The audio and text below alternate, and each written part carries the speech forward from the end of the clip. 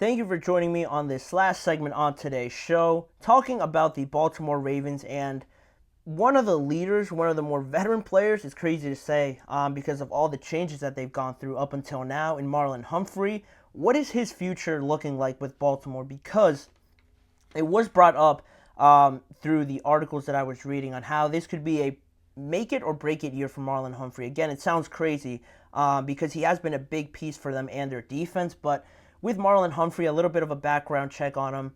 Drafted in 2017 to the Ravens and had early success right off the bat in his first year. Through his third year was when he was named to the All-Pro team. So heading into his fourth year, he was coming off of that All-Pro season.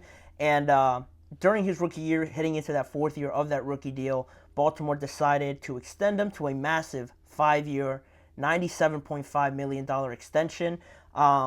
Before that, last year of his rookie deal. So they've seen enough. They saw how good he was at the start, how consistent he was, so they gave him that massive extension. And now Humphrey is only 27 years old, and I feel like he's been playing for forever, honestly. But he's, since that point, has been dealing with some more nagging injuries since then. If you look at 2021, he only played 12 games. Then he was fully healthy in 2022, but then this past year he missed 7 games. And to go along with that, the production really hasn't been there up until this point. Based on that production, Humphrey has only recorded 1 interception in the last 3, in only 3 of the last 4 years, He's only recorded 1 interception and 12 pass deflections since 2022.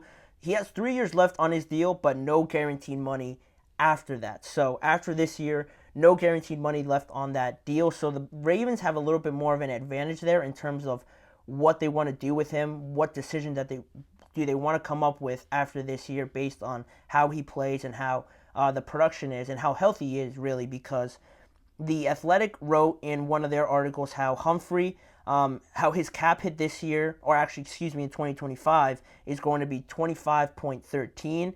That's in 2025, and then in the following year, it's going to be 22.93 in 2026. So they believe that Humphrey also probably needs to have a healthy and a very convincing season this year to avoid next year the Ravens having really the power to decide if it's worth keeping him on, knowing that those cap hits are coming in the following year.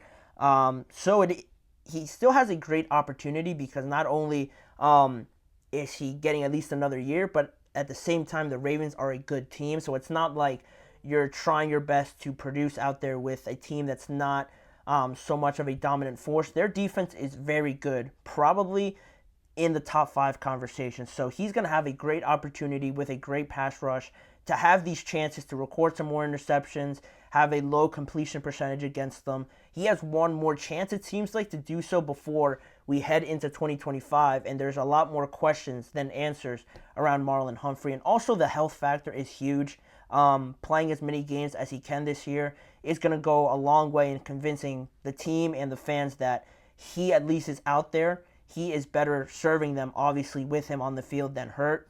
So he has one more year to prove it. But the questions are starting to pop up right now is the focus of this segment. And also you could look at the fact that the Ravens drafted one of the best corners, in my opinion, in this year's draft, in Nate Wiggins, towards the end of the first draft, an absolute steal. Bringing him in could be looked at as a reinforcement for the Ravens, but also in case, if Marlon Humphrey doesn't convince anybody, you have Nate Wiggins there to not have as much pressure on him this year. And if you decide to move on from Humphrey, you have Nate Wiggins there to slide in there and be more prepared in a way to step into the limelight in his second year if they decide to move on from Marlon Humphrey. So that's something to keep an eye on, the guaranteed money and how that plays into the decision that the Ravens make, and also if there is talks about maybe renegotiating, restructuring that contract if Marlon Humphrey feels that he has played well enough to approach the Ravens in that sort of capacity. And also to keep in mind an important date with Marlon Humphrey and how this could all play out and how we could receive any sort of clues or be swayed some way if as to what could happen. In March of 2025, Humphrey's deal includes a $4 million roster bonus in March of 2025, so a decision most likely will come by then because if they're not convinced by Marlon Humphrey, they're not going to wait until after March to cut him or release him and give him that $4 million roster bonus. A decision will most likely come by then.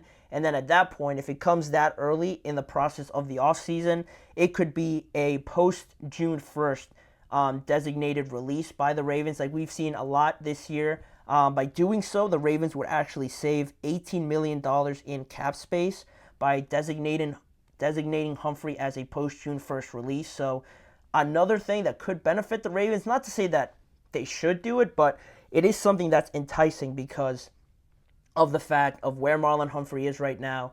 He has been there for a long time, so it is hard to part with someone that has contributed so much to this organization. But again, seeing how much it benefits the salary, seeing how much you're really getting out of Marlon Humphrey for paying him $19.5 million in salary just based on the general structure of the deal. He has no more guaranteed money after that, so that benefits the Ravens a little bit more. But it is something that they have to keep an eye on, and Humphrey has been one of the most, I think, one of the players that advertises the Ravens the most. He has a podcast, so he always talks about it on there and how solid the Ravens are, and he's one of the most prominent faces that once you think of the Ravens defense, you think of Marlon Humphrey right away, Roquan Smith right away. Those guys that have been there for a long time, and there's no way anyone's touching Roquan Smith ever. He's probably going to retire there as a Raven, but Marlon Humphrey has been there for a long time now, and to see the questions pop up, it would certainly be weird to not see him out there.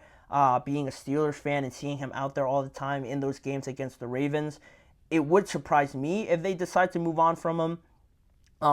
What do I make of his future right now? It's a little weird just because I do acknowledge the times that he isn't out there and how recently he has missed a lot of games. So that would be my biggest concern if I were a Ravens fan, is how healthy he could be going forward, because I think just based on ability and where he is at, only 27 years old, I don't think he's done, bad enough to convince you that he's not still a good player. To me, it's those injury concerns that keep popping up, and that's not something that the Ravens really need to deal with right now because they are in their Super Bowl window. They are in the point in time where Lamar Jackson, MVP conversation year in and year out. They just brought in Derrick Henry. Mark Andrews is healthy now. Isaiah Likely, you saw what he could do last year and how excited you can get from him. Zay Flowers as well. You have this point in time now where everything is falling into pieces and you don't need health injuries to sort of get you there, but then you just fall short because your best players aren't out there. That's my biggest concern. I don't know what they're going to do. Again, it just falls to whether he's healthy enough to be out there for a consistent amount of games. That's my biggest deciding point in all of this. So whether what happens or not, I won't be surprised. Or actually, I will be more surprised if they do move on from him. But I could see it either side, whether they decide to do that or not. But right now, it stands in a weird spot. More questions starting to be brought up. He could answer all of those with a solid 2024 season. But with that being the case, that'll wrap up today's episode of the GSMC Chip Shot Football Podcast. I want to thank you guys for tuning into the show and remind you to please like, follow, and subscribe to the show as well, on top of following the network on all forms of social media on Facebook, Instagram, X, and on TikTok. To find out more about this show and check out more of the content, check out the GSMC Podcast Network channel and the GSMC Sports Network channel on YouTube for a variety of different forms of NFL discussions and content that are both posted on those channels. And as a final reminder, tune in every weekday at 6:30 p.m. Eastern Time for live episodes of the show, talking more about the NFL and discussing more hot topics in and around the league with me, Manny Maradiaga, as your host. Thank you guys for joining me. I hope you guys all have a great weekend, and I'll see you guys back here with me again live on Monday. Mm-hmm. Mm-hmm. Mm-hmm. Let's go. I wake up to a little bit of drool on my pillow, feel like it's gonna be a bad day. Yeah, I'm tired of shit, and the coffee ain't hit yet, damn, ain't that great. I don't wanna go to